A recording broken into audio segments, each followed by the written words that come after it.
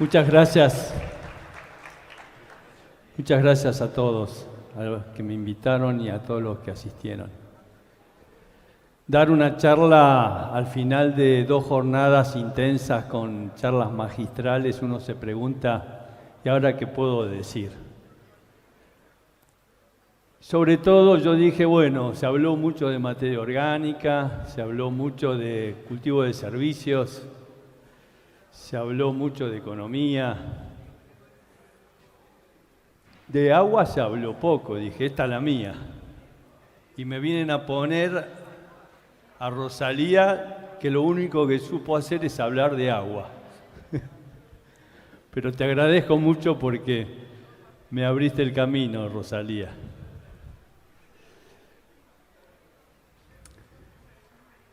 Antes que me olvide,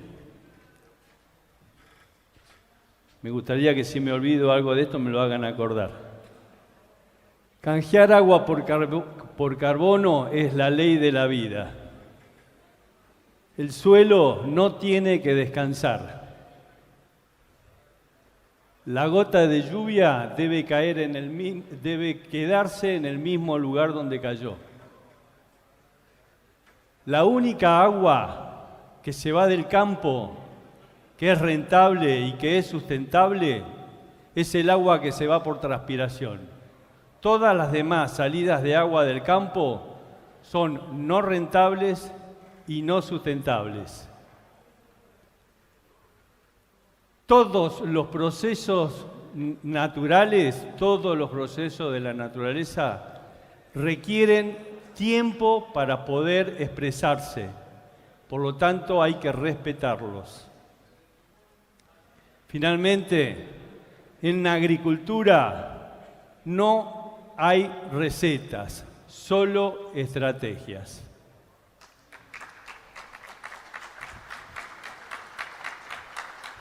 ¿De dónde viene lo que producimos? Un ejemplo, tan solo, un maíz. Si uno pudiera descuartizarlo en sus componentes elementales, vemos que está compuesto por carbono, oxígeno, hidrógeno, nitrógeno, fósforo, potasio y todos los demás micronutrientes. ¿De dónde vienen estos elementos? Básicamente carbono, oxígeno y hidrógeno, si lo sumamos en un casi 97%, la fuente es agua y aire.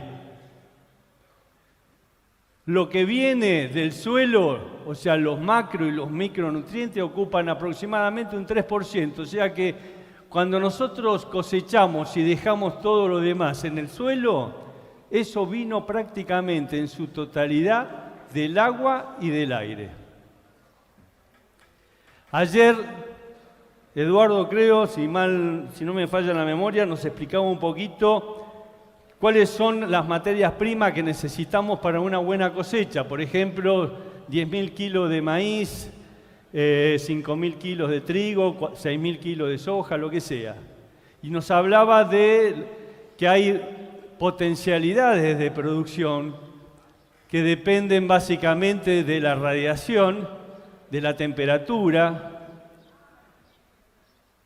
que de esa producción potencial, que me lo marcan esos 2 factores y que me identifica mi región, yo puedo alcanzar una parte dependiendo de la disponibilidad de agua y nutrientes que yo tenga.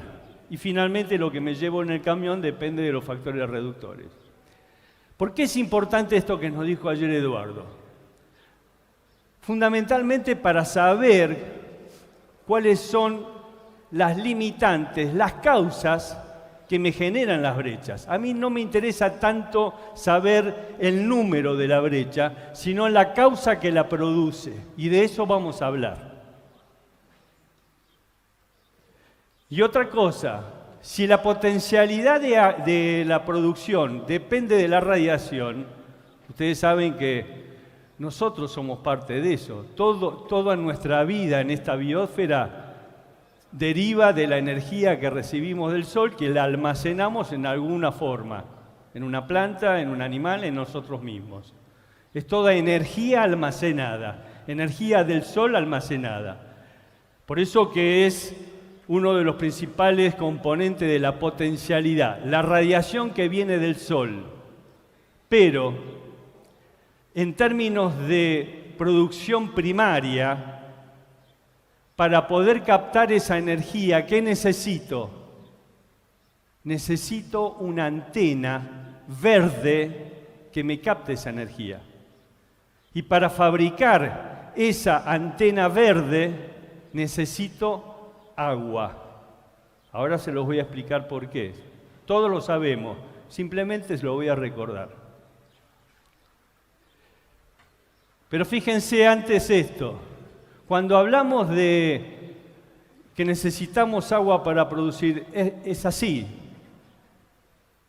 Las plantas lo que hacen es tomar agua desde el suelo a través del sistema de raíces y traslocan esa agua y la eliminan a la atmósfera en forma de vapor. ¿Por qué esto es tan importante? Porque esa transpiración que hace la planta lo hace mientras tiene esos poros que hay en las hojas o en los tallos que se llaman estomas, que no es otra cosa que es un poro por donde transpira. Pero mientras está transpirando es por donde está entrando el dióxido de carbono, que también ayer nos explicaba Eduardo, para producir fotoasimilados y que esos se transformen en una forma de estructura de la planta. Quiere decir que si hay algún estrés hídrico porque falta agua, la planta tiene mecanismos para defenderse. ¿Qué es lo primero que va a hacer? Va a cerrar esos poros. Fantástico, la planta se está defendiendo, pero deja de entrar la principal materia prima que también necesito, que es el dióxido de carbono. Primero, para construir una antena verde que me capte radiación y después para llevarlo a una forma cosechable, llámese grano, forraje, madera, lo que ustedes quieran. ¿Se entendió esto? Quiere decir entonces que si quiero lograr una buena cosecha, lo que tengo que hacer es transpirar. Por eso que dije hoy, la única salida de agua que es rentable es la que se va por transpiración. Todas las demás salidas son no rentables. ¿Cuáles son las demás salidas?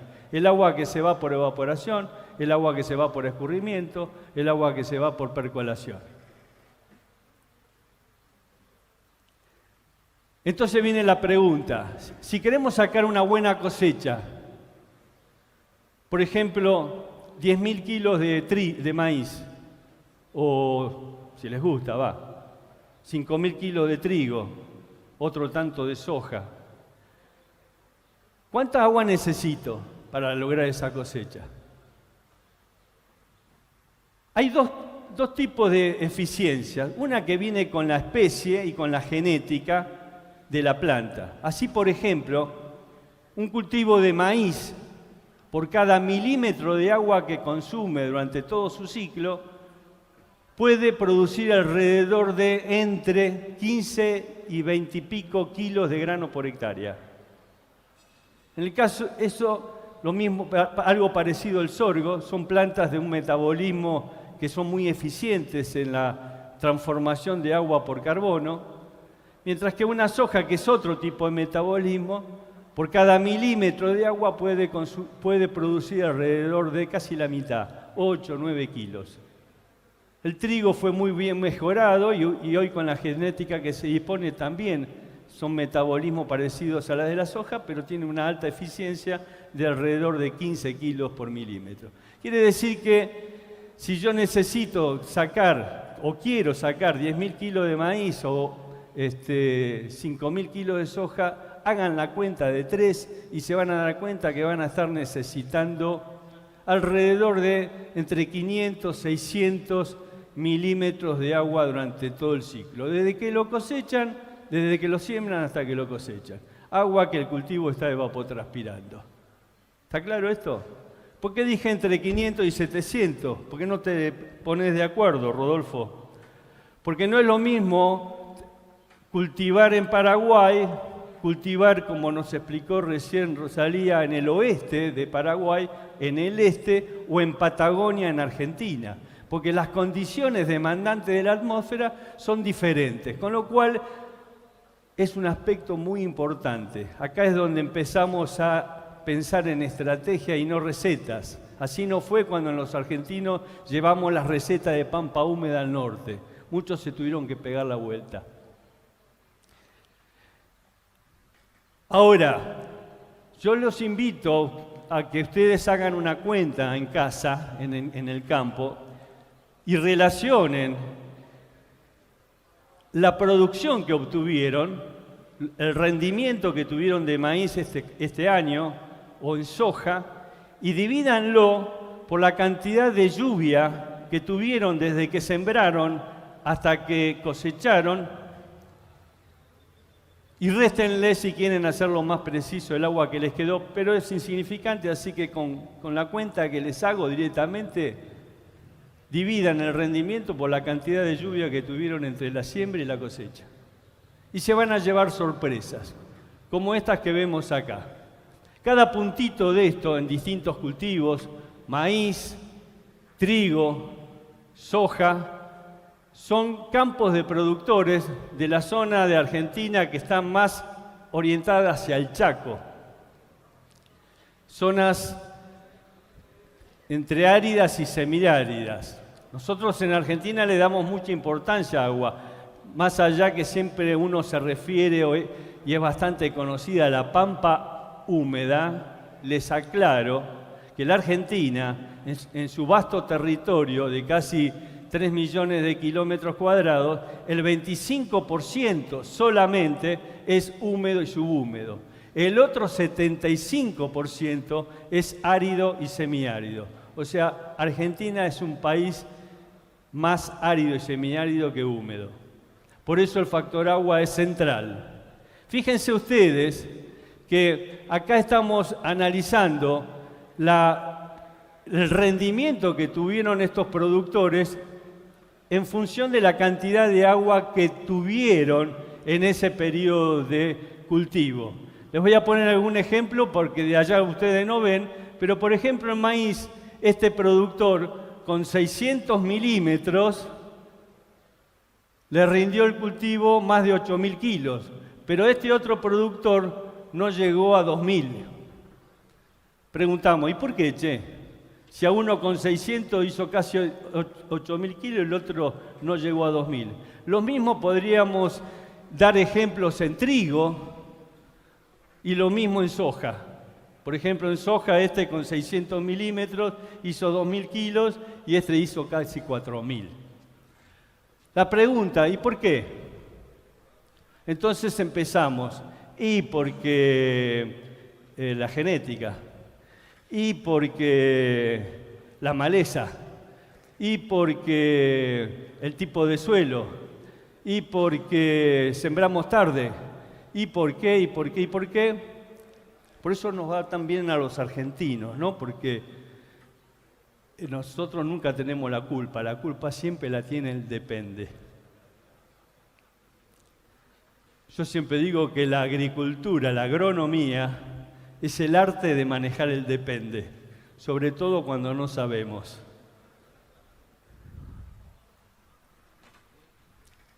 Entonces lo que me voy a pretender hacer ahora es buscar una explicación, porque cuando empiezan a haber tantos dependes, la cabeza se me empieza a hacer un lío y no llego a encontrarle la solución. Entonces la mejor manera de buscar soluciones es ordenar y analizar.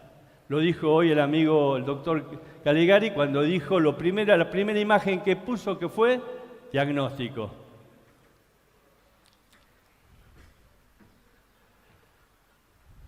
Acuérdense de este proceso. Si no cumplimos con este proceso, no vamos a poder lograr ni cosecha ni sustentabilidad, ni rentabilidad ni sustentabilidad. El balance hídrico es preguntarse de dónde viene el agua. ¿El agua viene de la lluvia, del riego, que tiene un costo, o de la napa freática? Que después vamos a hablar un poquito. ¿Por dónde se va el agua del campo? Es muy fácil. Por la transpiración, por el escurrimiento, por la evaporación y por la percolación que dijimos. De nuevo, no tiene mucho sentido ponernos a hablar de un montón de formas de mejorar esto. Lo que vale acá es el objetivo. ¿Cómo puedo hacer para que todo el agua de mi campo se vaya en lo posible por transpiración y minimice las otras salidas que no son rentables? ¿Por qué no son sustentables? A ver, porque lo habló Yucca, porque lo habló Calegari, porque lo hablaron todos. Porque yo, además de llevarme grano en el camión, estoy dejando en el campo biomasa para fabricar carbón orgánico, que, como vamos a ver, es lo que me sostiene la capacidad productiva del suelo y de la empresa, que es el título de la charla que estoy dando.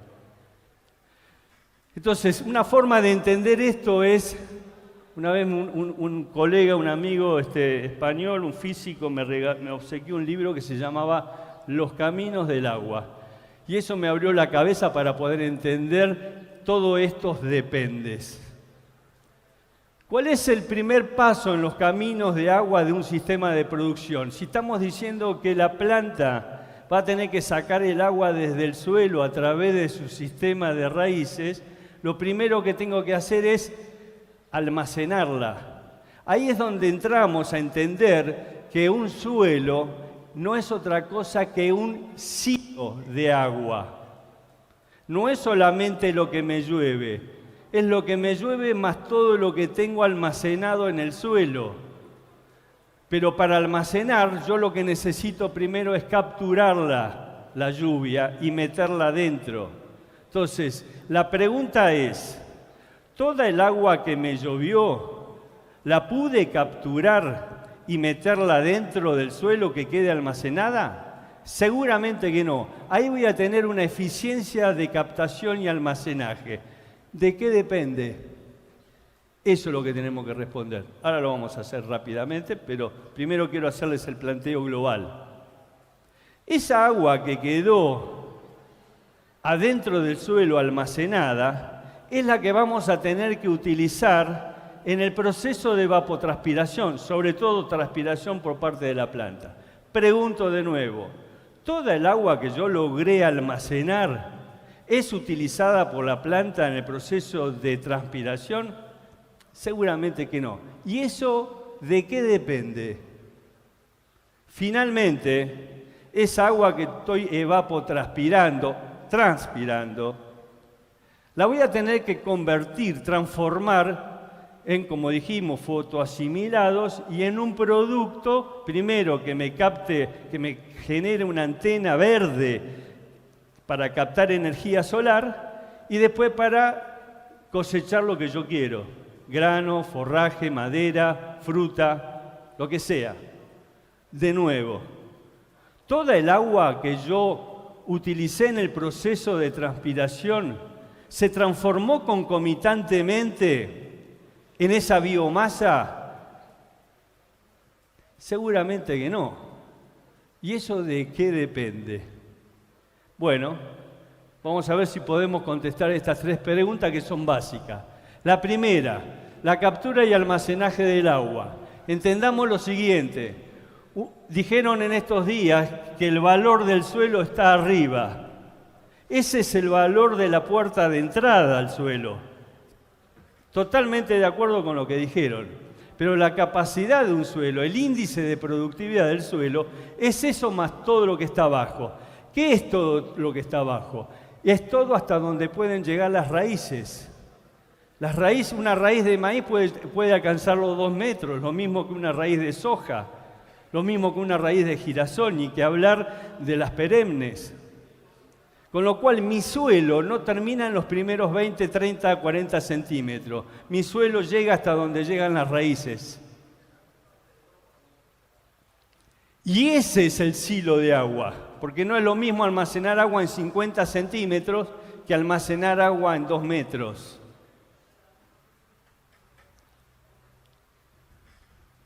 Y cuando analizamos un suelo agrícola, tenemos que acordarnos, que en ese suelo tenemos 3 componentes centrales. La mitad del volumen de un suelo, la mitad de ese volumen, estoy hablando de un suelo agrícola, la mitad de ese volumen es sólido, donde una gran parte es la parte mineral, arena, limo y arcilla, que para mí es el ADN del suelo. ¿Por qué? Y porque esa textura es la que me va a definir la capacidad de almacenaje de agua, la que me va a definir la capacidad de intercambio catiónico y por lo tanto su fertilidad potencial y actual, la que me va a definir la capacidad de aireación y con eso todos los procesos de mineralización de la materia orgánica. No me voy a poner a hablar porque además hay autoridades que no me animo. Pero también esa textura me va a permitir a mí sostener una estructura estable para sostener esa capacidad productiva. Por ejemplo, que el suelo no se erosione, no se encostre, se mantenga la estructura como tal. ¿Cuál es el elemento que a mí me permite sostener esa estructura como tal? La materia orgánica, que no voy a hablar, simplemente reforzar que la materia orgánica no es importante solo como fuente de nutrientes o almacenaje de agua, sino justamente es para sostener estable las estructuras de un suelo. ¿Qué es sostener estable las estructuras de un suelo? No olvidarse que un suelo es un cuerpo poroso. Un suelo agrícola es un cuerpo poroso. Por los poros es por donde entra el agua. Y el agua se transmite y el agua se almacena. Por los poros es por donde entra el aire o los gases y con ello el oxígeno. Arriba nosotros no necesitamos oxígeno, necesitamos carbono, dióxido de carbono, pero abajo necesitamos oxígeno. Las raíces para ser permeables necesitan oxígeno y casi toda la microflora del suelo es aeróbica. Pero además necesitamos ese sistema poroso para que entre el calor y con ello la temperatura, que es uno de los principales factores que regula el crecimiento de las raíces junto con el agua. Pero además necesitamos un espacio físico para que las raíces puedan crecer. Fíjense la importancia que tiene que un suelo sea poroso. En ese mundo poroso, ustedes van a encontrar un sinnúmero de tamaños de poros. Dos palabras. Los poros más chiquititos, no voy a dar ni números ni nombres, son muy chiquititos, pero extremadamente chiquititos, algunos de tamaño de bacteria, son los que se encargan por las leyes físicas de retener el agua. Por ejemplo, un suelo arenoso en 1 metro de profundidad podría retener 150, 180 milímetros en 1 metro de profundidad, mientras que un suelo arcilloso, de mucha arcilla, podría retener el doble, 400 milímetros de agua. Acuérdense que para una buena cosecha habíamos dicho 600 milímetros, o sea que aún teniendo 1 metro bien cargado, no me alcanza, tiene que llover. Pero los desilusiono, porque de esa cantidad total de agua que tiene 1 metro de profundidad, la planta no puede tomar todo. Una parte no se la puede sacar porque está muy retenida, que es aproximadamente el 50% en un suelo limoso y un 70% en un arcilloso. Quiere decir que en un arcilloso de los 400 milímetros me van a quedar disponibles para la planta solamente 130. Y necesito 600. Mientras que en el arenoso, de los 150 me quedarán 70 útiles y necesito 600. Pero quieren una desilusión más todavía. Si queremos una buena cosecha, al cultivo no le tiene que costar sacar el agua, porque si no se va a estresar. Necesita agua fácilmente aprovechable. Y esa agua fácilmente aprovechable, en general, es la mitad del agua útil. Con lo cual, en el suelo arcilloso, si yo tenía 130, lo que me queda fácilmente aprovechable es la mitad, son 60, y necesito 600. Y en el arenoso, ya perdí la cuenta, tenía 70, pero lo que está fácil son 30. Por eso que los arenosos son suelos clima dependientes. Si no llueve, no produzco. ¿Está claro esto? Quiere decir que aunque yo arranque con un suelo bien lleno, porque hice las cosas bien, porque me llovió en presiembra, no me alcanza. Va a tener que llover. Pero acá es donde digo que la gota de lluvia tiene que quedar y meterse donde cae. Y para eso, recién dijimos que los poros más chicos, los que almacenan agua, dependen de la textura. Pero los poros grandes, los que no retienen agua, los que permiten que el agua se mueva, dependen de la estructura. Y la estructura depende de lo que yo hago. De la materia orgánica, de la actividad biológica, de si puse una soja o puse un maíz, todo lo que ustedes hablaron ayer y hoy.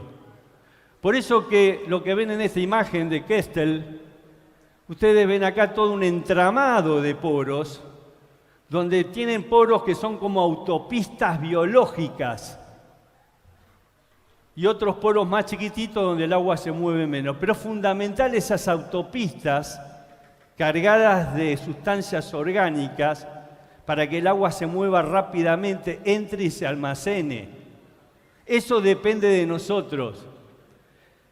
Y cuando nosotros deterioramos la materia orgánica, deterioramos la estructura del suelo, lo que estamos haciendo es deteriorando eso, acuérdenselo.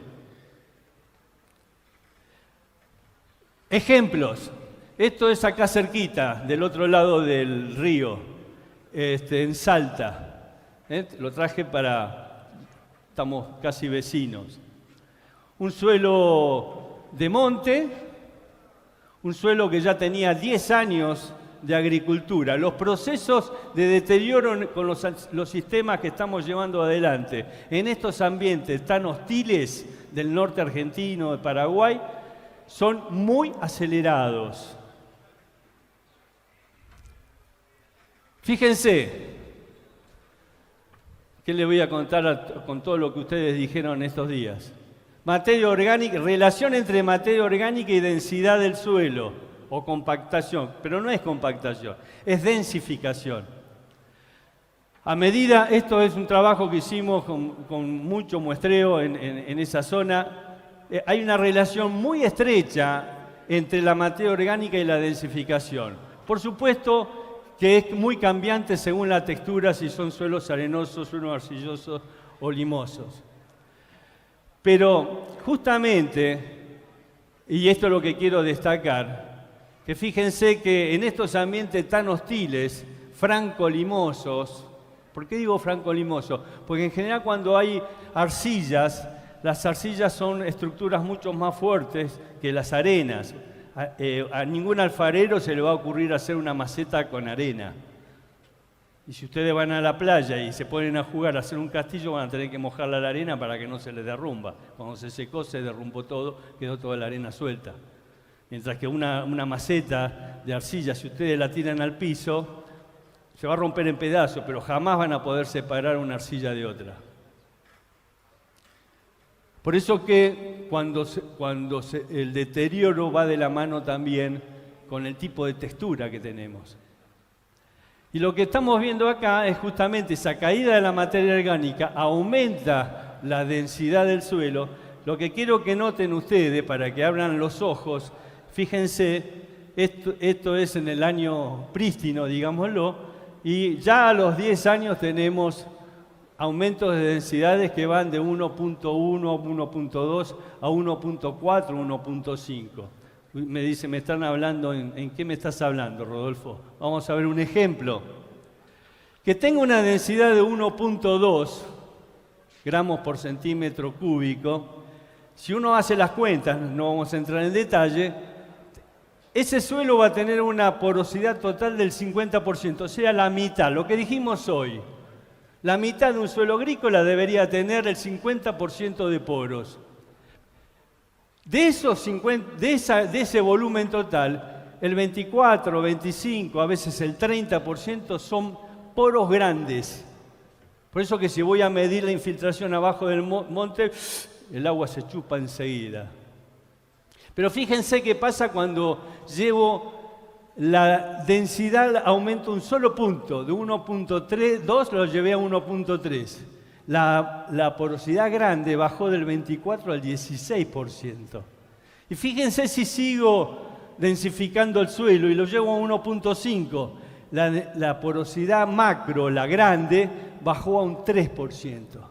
Cuando a un suelo la porosidad grande, cae por debajo del 10%, pongan en la firma que van a tener problemas.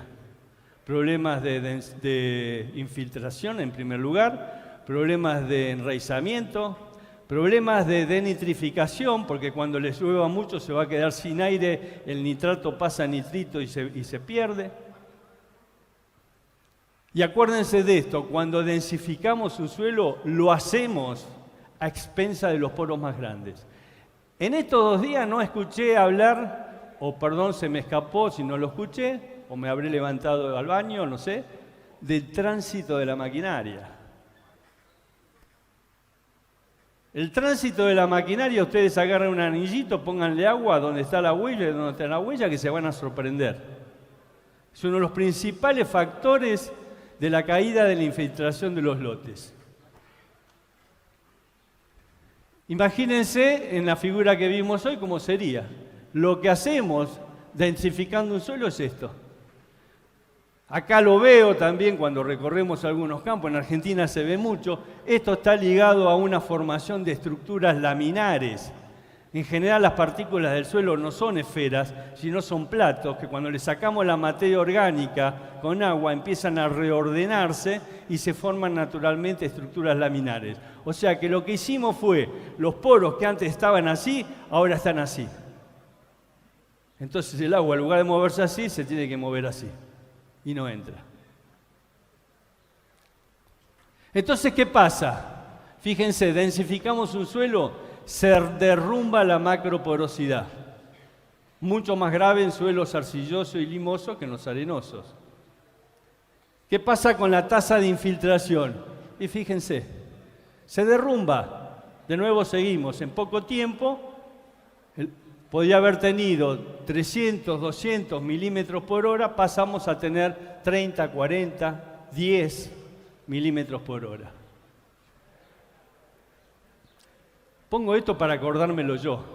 Hay una ley física que me dice que el agua en un tubo, en un poro, la velocidad con que se mueva es proporcional a la cuarta potencia del radio. ¿Qué significa esto? Llevándolo a la agronomía. Que si yo a un poro de un suelo lo reduzco 10 veces su tamaño, la infiltración no se disminuye 10 veces, se disminuye 10.000 veces. Y viceversa, todo lo que ustedes hablaron estos días, si le metemos raíces, actividad biológica, y yo a un poro lo aumento 10 veces su tamaño, la infiltración no aumenta 10 veces, aumenta 10.000 veces. Por eso que es tan impactante cuando en la rotación que venimos varios años, soja, soja, soja, de pronto le metemos un sorgo, un maíz, una gramínea de invierno y es una bisagra. Ahí tienen los ejemplos, lo que significa la cobertura. Lo voy a pasar rápido porque hoy y ayer nos deleitamos con todas las exposiciones. Quiero hablar un poquito de esto, que tiene que ver con el suelo no tiene que descansar.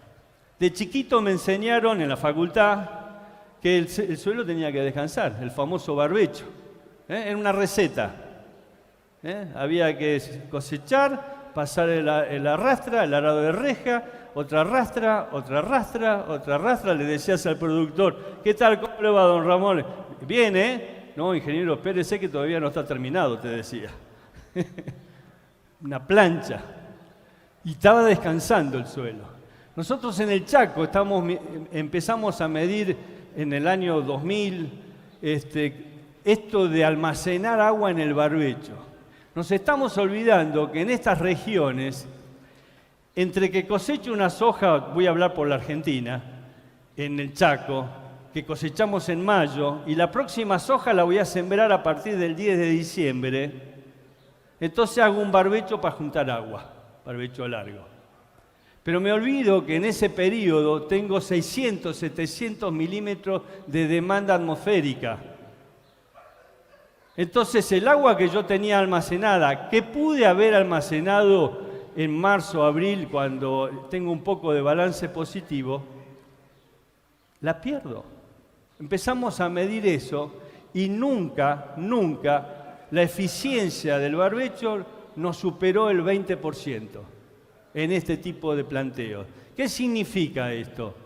Que yo estoy juntando agua y estoy perdiendo el 80% del agua que junté por evaporación. No es negocio. Si la vas a perder, antes de perderla, aprovechala, aunque estés en una zona semiárida, porque la vas a perder. Entonces, ¿qué empezamos a hacer? En esa época le llamábamos cultivo de cobertura. Cuando yo estudié en la facultad, le llamábamos abono verde, porque no había tecnología de fertilización, entonces hacíamos vicia para después enterrarla. Después le llamábamos cultivo de cobertura porque había que cubrir el suelo. Después, como empezamos a descubrir que también servía para otra cosa, lo llamábamos cultivo de servicio. Pero es lo mismo. ¿Qué es lo mismo? El agua, convertirla, transformarla en fotosíntesis, en biomasa. Eso es.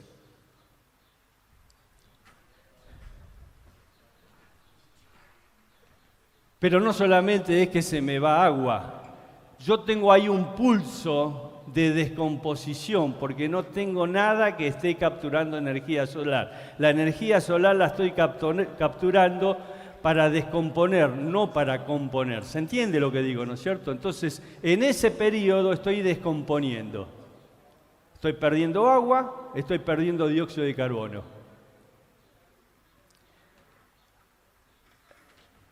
Ahora, acá es donde empieza también a entenderse el diagnóstico que nos dice Calegari y la necesidad de armar una estrategia. Porque lo primero que te van a decir, sí, pero me estoy comiendo, si hago un cultivo de cobertura de servicio, me está comiendo el agua para el cultivo de cosecha. Acá es donde yo tengo que empezar a entender cómo funciona mi ambiente. Rápidamente, ahí tenemos estudiado las precipitaciones. Yo tengo un invierno seco, en invierno no me va a llover, yo cultivo de servicio lo voy a hacer a expensa del agua que pude almacenar a partir de madurez fisiológica del último cultivo. Y las lluvias me van a empezar a aparecer en la época primavera-estival, en estas zonas.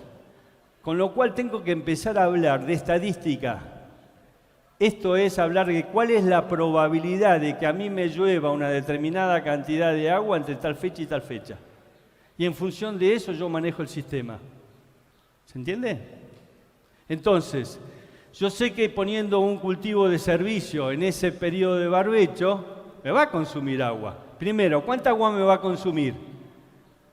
Y mirá, si pones una avena, un centeno, un trigo, entre siembra y fin de macollaje, seguro que te va a comer, si los tenía, 100, 120 milímetros. Pero ¿saben lo importante? Que esos 100, 120 milímetros me los come del primer metro. El primer metro en esta zona, cuando me empiece a llover, lo recargo enseguida. El tema es que no me coma el segundo metro, dependiendo de cómo es el perfil del suelo, porque si no, no llego, y eso a veces me pasa la factura. Por eso digo que esto es estratégico. Allá, por ejemplo, tenemos estudiado en esa zona del Chaco que entre octubre, noviembre y diciembre, que voy a sembrar la soja, me caen alrededor de 280 a 300 milímetros. Con creces puedo compensar lo que me comió el cultivo de servicio. Si estoy hablando de un 70%, eso significa que 7 de cada 10 años me va a pasar eso. Es negocio. Por supuesto que estamos en zona semiárida y hay otros 3 años que no voy a poder hacerlo. No lo hago. O lo hago de otra manera. Nada, lo que quería decirles es la estrategia. Lo que me está demostrando esto es que esto es siembra directa tradicional. La amarilla es siembra directa como le gusta a ustedes con todo lo que dijeron estos días. Con biomasa, con cultivo de servicio, con intensificación, con diversificación, con integración. Y estamos viendo eso, que cuanto más intensificamos, fíjense ustedes, un cultivo por año, solamente estoy aprovechando el 45%, estoy hablando siempre del Chaco, el 45% de la lluvia. En una zona semiárida me estoy dando el lujo de solo aprovechar el 45%. Cuando empezamos a intensificar hasta llegar a 2 cultivos por año, puedo llegar a estar aprovechando casi la totalidad del agua que me llueve. Estoy hablando de una zona de 800, 900 milímetros, con la variabilidad que ustedes saben. Y esto, que ustedes recontrahablaron, estos son los suelos deteriorados con estructuras laminares y cómo a medida que vamos intensificando, hasta incluso incluir a la pastura, se va reconstituyendo en una estructura que es la que queremos, ¿eh? Una estructura estable, migajosa, granular, porosa, estable. Un amigo de la casa. Vamos entonces, resumiendo esto, la eficiencia de captura y almacenaje depende de nosotros, de cómo podemos sostener esa estructura. No hay secreto, carbono orgánico del suelo y cobertura, como puedan. Utilización del agua, esa agua que almacené la voy a utilizar en el proceso de evapotranspiración. ¿De qué depende? Depende de la habilidad que tiene el suelo de entregarme el agua y depende de la habilidad que tenga la planta de tomarla. La habilidad de la planta depende de las raíces, no hay otra. Y la raíz no crece buscando agua, la raíz crece porque hay agua. Es un proceso celular de desarrollo y crecimiento celular que necesita agua para hacerlo. Entonces, si no tengo agua, no voy a tener crecimiento de células, no voy a tener crecimiento de raíces. La raíz crece porque hay agua. Por eso que un cheque al portador, si ustedes quieren tener una buena cosecha, es arrancar sembrando con un perfil todo lo que puedan bien cargado de agua. ¿Por qué? No porque necesito agua. Yo ahí necesito agua solamente para hacer germinar la semilla. Es cualitativa la cosa ahí. Pero necesito un ambiente húmedo para potenciar el desarrollo de las raíces. Miren, hay estudios que les muestran que una raíz de soja, una raíz de girasol sobre todo, está creciendo, profundizando a una tasa entre 8 y 11 centímetros por día. Por eso que cuando ustedes tienen una soja, mi tesis la hice de posgrado, la hice en raíces, son esos trabajos que los hace uno una sola vez en la vida, porque meterse al suelo a contar raíces, después que lo hiciste no lo va a hacer nunca más. Pero llegué a la conclusión de cuando una soja, pude verlo en carne propia, que cuando la sojita estaba en B5, las raíces ya estaban llegando al metro. Es esto que les digo. ¿De qué depende ese potencial de enraizamiento? Depende de que haya agua, depende de que haya temperatura, depende de que no haya resistencia a la penetración, y la resistencia a penetración a su vez depende del agua. Está visto que mientras el suelo está bien húmedo, por ejemplo en capacidad de campo, las resistencias se mantienen por debajo de los umbrales, pero en condiciones de baja humedad la resistencia se dispara. Por eso que es muy importante cuando hacemos las mediciones con el penetrómetro, hacerlo siempre en capacidad de campo, porque si no es engañoso. Pero como dijo el amigo Calegari, el más alcahuete es la planta. Antes de meter penetrómetro, infiltrómetro, fíjense qué nos dice la planta, las raíces. Otra limitante a las raíces, que es una picardía esto. Esto me acuerdo, yo no sé si venía para acá, para el Paraguay, esto hace, ahí está la fecha, en 2017. Y venía en el avión, esto es tal cual, esta es mi mano, venía leyendo el diario de la Nación, ahí en la aerolínea, y apareció esa... Advierten que el cambio climático agravará más las inundaciones del país. Es cierto, Argentina es un país inundable, pues es un país plano. Es cierto que tenemos ciclos húmedos, ciclos secos. Está escrito en las actas del Cabildo, cuando los virreyes mandaban a la población a rezar para que pare de llover. O también al revés, los mandaban a rezar para que llueva por las sequías de Buenos Aires. Pero también es cierto que en los últimos tiempos, en las últimas décadas, hemos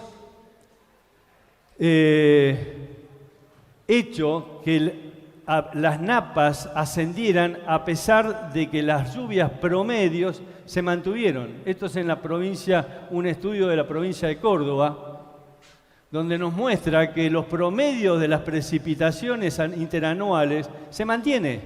Sin embargo, las napas aumentaron, algunas con problemas de salinidad. Y eso se debe en gran medida a que hemos eliminado los pastizales. Todo lo que es la región pampeana no es arbórea, sino que es praderas, pastizales naturales. Hemos eliminado la foresta y hemos reemplazado eso por, en el peor de los casos, cultivos anuales. La cuenta es muy fácil, Si tenemos una demanda, una oferta de 1000 milímetros en la región pampeana, 1000 milímetros de lluvia, y una soja nos saca 500 milímetros, los otros 500 en un territorio plano, ¿a dónde se van? Eso durante muchos años, ¿a dónde van las napas? ¿Se entiende? Ahora, lo triste, acuérdense que por cada milímetro que tenemos abajo son kilos de maíz, de soja, de trigo y biomasa que no transformamos en carbono. Me dijo una vez un amigo, mira, vos cuando te pongas viejo que te estés por morir, si te sobra mucha plata es porque hiciste las cuentas mal. Esto es lo mismo. Si después de algunos años te sobra mucha agua, manejaste mal la cosa. Después te sigo contando la anécdota del amigo. Le dijo el hijo, papá, porque dijo, tiene razón, entonces voy a festejar el cumpleaños como me gustaría. Invitó a toda la familia a festejar el cumpleaños en París y les pagó a todos el pasaje, la estadía. Y el hijo más bicho le dijo, papi, realmente qué sorpresa que nos diste. Ahora, esto lo pagaste vos, ¿no?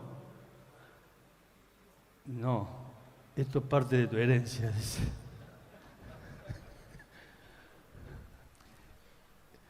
Miren qué casualidad, ¿no es cierto? Esta también es la herencia que le estamos dejando a los hijos. Lo dijo uno de ustedes hoy. Lo que quiero decir que también en el desarrollo de raíces, la napa, tengo agua pero me limita el desarrollo de raíces. Y está visto, por ejemplo, que cuando tengo para un maíz 1,40 m, 1,50 m, ya puede estar afectando los rindes, para una soja 1,20 m, para el trigo 70 centímetros. O sea que cuando yo tengo la napa 1,5 m para abajo es una bendición. ¿Y qué importancia tiene? Yo no soy muy religioso que digamos, o sea que lo de bendición tiene un componente materialista. ¿Qué significa? Que si vos tenés el agua abajo, sabelo, porque vos le podés apostar tranquilo a la producción. Por eso recomendamos siempre poner featrímetros en el suelo, en el campo. No solamente para saber dónde está la napa, sino para sacar muestras para ver si esa napa es de buena calidad. Eso es diagnóstico también. Estoy volviendo para atrás. Puse marcha atrás, le voy a poner marcha adelante.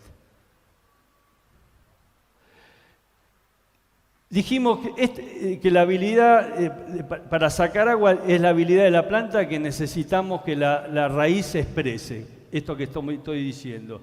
Pero el suelo también tiene habilidad de entregar a la planta. No todos los suelos entregan el agua de la misma manera. Eso tiene que ver, no voy a entrar en detalles menos físicos, tiene que ver, la habilidad del suelo es, en términos físicos, sinónimo de conductividad hidráulica. Hay suelos que tienen mucha dificultad de conducir el agua porque la tienen muy retenida, como son los suelos arcillosos. Mientras que otros suelos, los limosos, tienen una conductividad alta, o sea, es como que entregan el agua más fácilmente. Por eso que un suelo limoso se seca enseguida y un suelo arcilloso es como que administra más el agua. Eso también es importante tener en cuenta a la hora de armar las rotaciones. Fíjense ustedes, para que se entienda mejor lo que digo. Estos son trabajos que hicimos en la zona de Entre Ríos. Fíjense, un argiudol, que es un suelo franco-limoso con un horizonte arcilloso, pero tiene bastante limo y tiene mucha buena habilidad para entregar agua. Ese suelo, cuando está en su máxima cantidad de agua en capacidad de campo, podría estar entregando hasta 12 milímetros por día. Quiere decir que si yo tengo un maíz y que la demanda atmosférica es de 8 milímetros por día, un día de bastante calor, el suelo le entrega agua fácilmente. Pero si eso ocurriera en un suelo, por ejemplo, de Entre Ríos, como ese negro que está acá, muy arcilloso, estos suelos no entregan más que 5 milímetros por día, por más que tengan agua. Con lo cual, ese maíz que está en esas condiciones con buena humedad puede sufrir estrés dependiendo de la demanda atmosférica. Por eso que muchas veces decimos, este es un suelo triguero, este es un suelo sojero o maicero. ¿Por qué? Porque ese lote de maíz donde estaba sufriendo, yo le pongo un trigo en el invierno, que una demanda mucho más baja, y el trigo funciona bárbaro. Esto está bueno cuando pensamos, ¿qué conviene? ¿Un cultivo de servicio estival o un cultivo de servicio invernal? Depende de estos ambientes también. Acá tienen el ejemplo, miren. Esto es una imagen de NDVI, en un estudio para riego que hicimos. Todo lo que es la zona roja corresponde a estas zonas de vertisoles, donde tengo suelos poco profundos, 60-80 centímetros, lo cual me está dando un agua útil de 90 milímetros y me está entregando solamente casi 5 milímetros por día. Mientras que la zona más productiva, la zona azul, corresponde a los suelos argiudoles, son más profundos, o sea, tienen más capacidad de almacenar agua, 210 respecto a los 90, y tienen mayor habilidad para entregar agua. Por eso que se expresan en una mayor NDVI o en esa imagen satelital. Ya para ir terminando, esa agua que estamos evapotranspirando es la que tenemos que transformar como dijimos. ¿Y eso de qué depende? De la agronomía.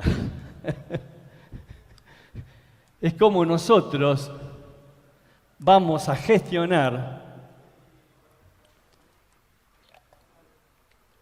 esto es administrar, los recursos que necesita la planta, que no es otra cosa que la luz, la temperatura, el agua y los nutrientes, expresados a través de su genética. Entonces, todo lo que tiene que ver, todo esto lo dijeron, así que partiendo de un diagnóstico, doctor Calegari, que es entender cómo funciona mi campo, cómo funciona mi lote. Hoy tenemos herramientas fantásticas para facilitarnos la comprensión de cómo funcionan nuestros ambientes, simplemente mirándolo desde el cielo, mirando cómo funciona la vegetación. Después nos metemos adentro del suelo. Pero fíjense en este ejemplo, del contenido de arcilla, limo, materia orgánica y agua útil que tiene este sector, este sector, este sector. Y acá tienen las fotos de las imágenes de estos distintos ambientes, producto de todo esto que estamos hablando. Partiendo de ese entendimiento espacial, tenemos que entrar en entender cómo funcionan los factores ambientales. Esto es las características del suelo con las características climáticas. Y entonces es ahí donde nosotros hacemos un análisis, lo que le llamamos mapa ambiental, donde conjugamos la demanda atmosférica, la capacidad de almacenaje del suelo, la habilidad de entregar agua, el cultivo que voy a aplicar, y eso me va a poder permitir saber cuál es la probabilidad a lo largo del año de yo tener un estrés. En este caso un estrés hídrico, puede ser un estrés de calor, puede ser un estrés por inundación. Fíjense ustedes que para los casos anteriores, ejemplos anteriores, acá tenemos distintas curvas según sea un alfisol, un vertisol, un argidol, el mapa que vimos antes. O sea, la probabilidad de tener un estrés hídrico, a pesar de que estoy en el mismo campo, con el mismo oferta de lluvia, cambia por el tipo de suelo. En el mismo campo. Otra cosa que es interesante saber es cómo va a ser la marcha de ese factor tan importante que dijimos, radiación, eficiencia de radiación, que es lo que me va a marcar también de alguna manera, si todos los factores se cumplen bien, la eficiencia del uso del agua.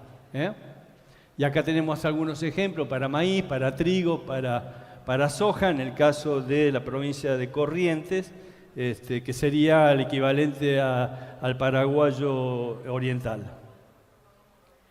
Acá traje un ejemplo para el caso de Paraguay, de otra oportunidad que también estuvimos, donde ustedes tienen mucha oferta de lluvia en algunos casos, pero mucha demanda, o poca oferta de lluvia y mucha demanda.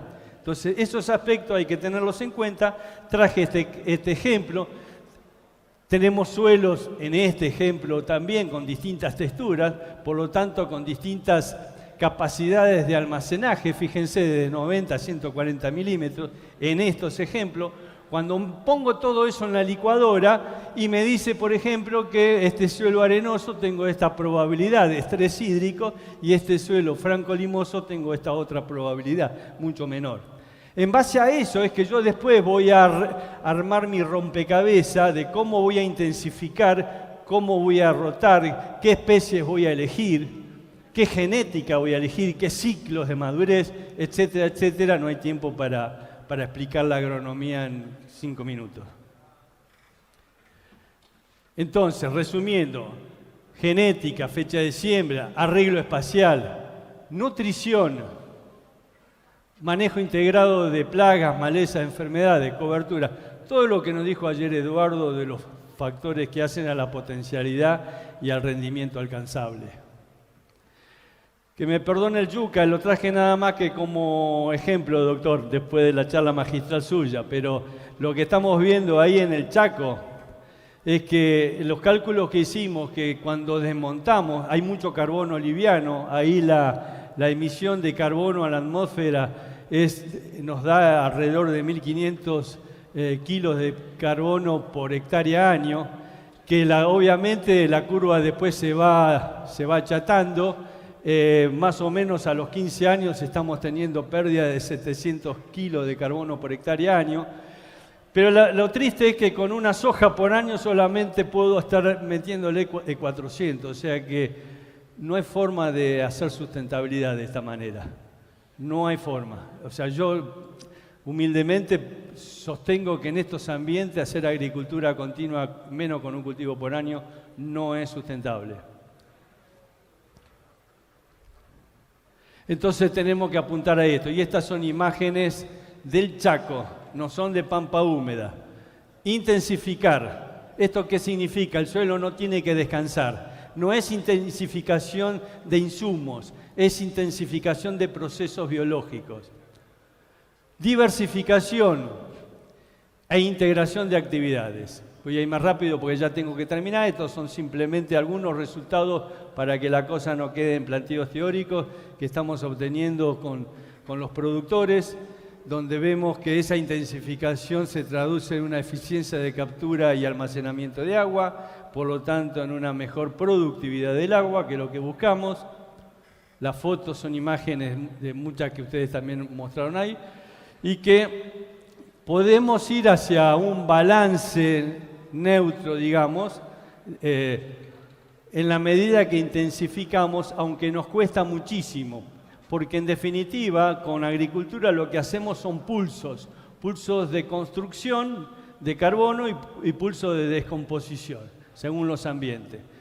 Donde vemos que alcanzamos y a veces podemos superar es cuando ya en lugar de poner pulsos ponemos un proceso continuo como es una pastura. Y respetamos un determinado tiempo. Ahí es donde vemos que el sistema se alcanza. Y después condimentos. Esto es como la receta de cocina que te sale bien, depende de los condimentos que vos le pongas. Esto es cuando tenemos agua y cuando ya pudimos cubrir aquellas cuestiones, aspectos groseros como los que estuvimos hablando, vienen los condimentos de, por ejemplo, la nutrición. Está más que probado que la nutrición, y cuando hablo de nutrición no hablo de fertilización, hablo de todo lo que ustedes hablaron. La nutrición viene por la fijación simbiótica, por lo que me está faltando con el nutriente, nutrición balanceada, etcétera, etcétera. Hay un salto en cuanto a la eficiencia del uso del agua. Y también la combinación, esto es con lo que hablábamos de la radiación, fecha de siembra. Cuando combinamos nutrición con arreglo espacial, con fecha de siembra, se producen otros saltos. O sea, a nosotros no nos interesa crecer en la curva, sino generar saltos de curva. Si queremos una siembra directa, como mencionaron muchas en el día de ayer y hoy, siembra directa de calidad. Y hablando de siembra directa de calidad y terminando, si uno quisiera resumir lo que es la siembra directa, una vez me acuerdo hace muchos años cuando en mi primer ensayo de siembra directa lo hice en el año 83, y me decían, veníamos con toda la cultura de la agronomía de labranza, ¿no? Mirá, me dijo un colega, si vos querés tener éxito con la siembra directa, tenés que tener cobertura. En ese tiempo estaban las definiciones americanas que decían que agricultura conservacionista era la que dejaba un 30% de cobertura. Creo que ustedes, si hoy les dicen, mira, deja un 30% de cobertura, seguramente van a decir, eso no alcanza para nada. Menos para hacer una siembra directa exitosa. O sea, siembra directa, el éxito de la siembra directa es cobertura permanente.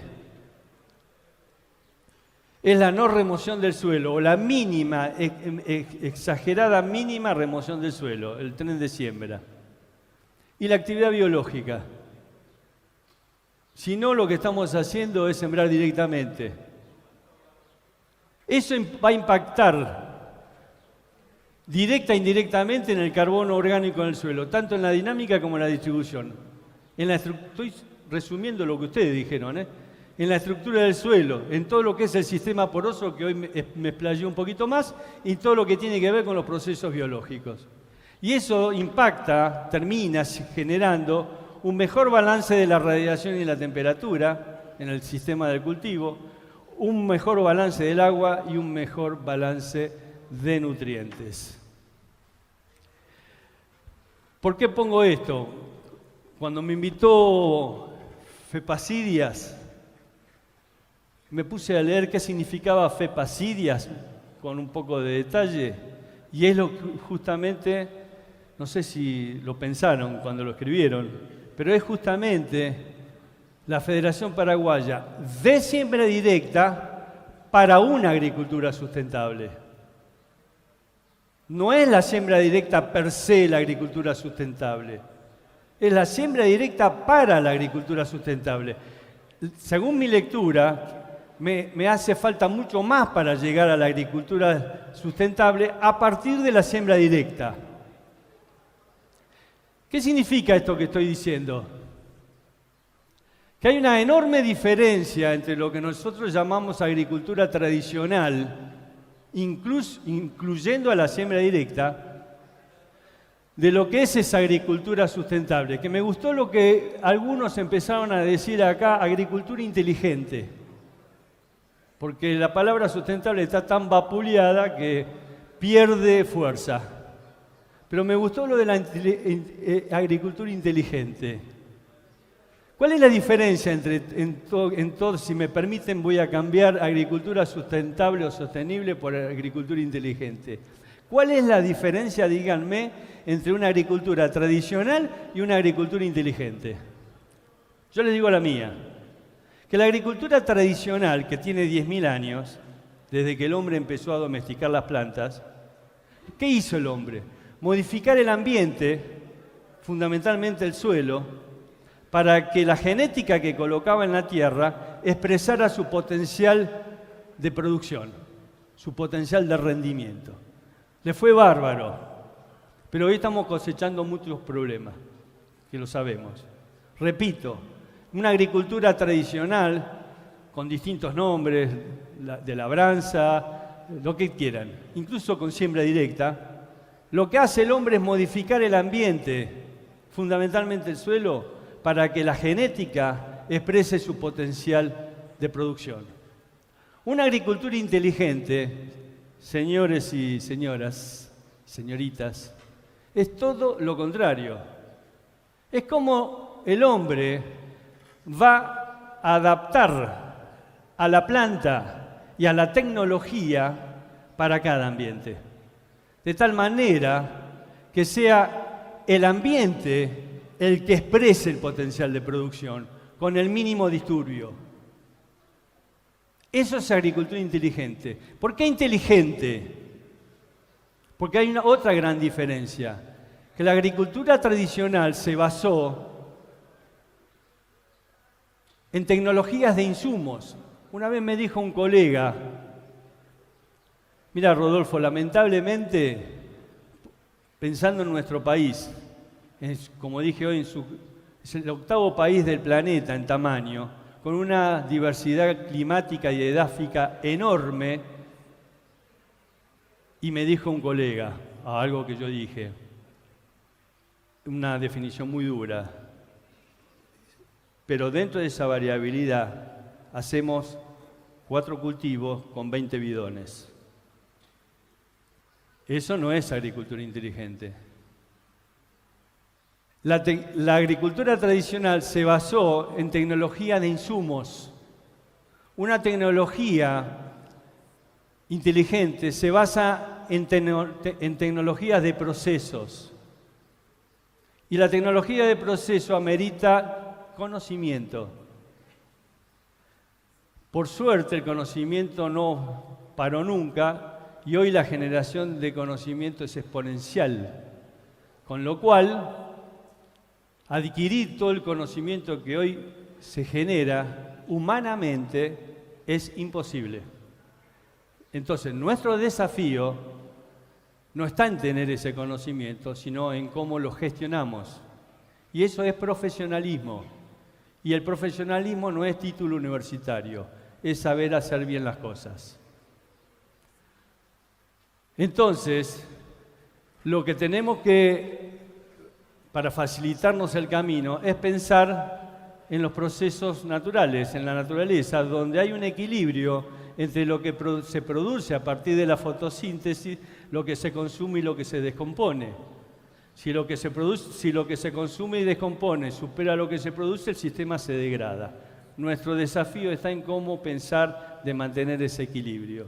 Entonces, esto que ustedes dicen de una siembra directa para una agricultura sustentable es, por lo menos, intentar esto, una agricultura basada en el carbono nitrógeno, agricultura bajo cubierta, intensificación, diversidad, biodiversidad, nutrición balanceada, sistémica, no de cultivo, sino del sistema, reposición y reciclado de nutrientes, control de la erosión, manejo integrado de los factores reductores, no contaminante y de baja emisión. Y entonces, termino, hace 2 horas que vengo diciendo termino, esa productividad que estaba en el título, hay 2 aspectos, mejor dicho, que para mí son fundamentales, que uno es la eficiencia de uso de los recursos. Dejemos de hablar de kilos por hectárea. Empecemos a hablar de kilos por milímetro de agua, de kilos por unidades de nitrógeno, de kilos por unidades de combustible fósil, de kilos por megajoule de radiación, de kilos por unidad de fósforo. Ahí vamos a empezar a darnos cuenta si estamos haciendo bien las cosas. Y lo otro es el tiempo. Los tiempos hay que respetarlos. Si queremos producir carbono, los trabajos del Yucca lo demuestran, tenemos que respetar los tiempos. No nos pongamos ansiosos.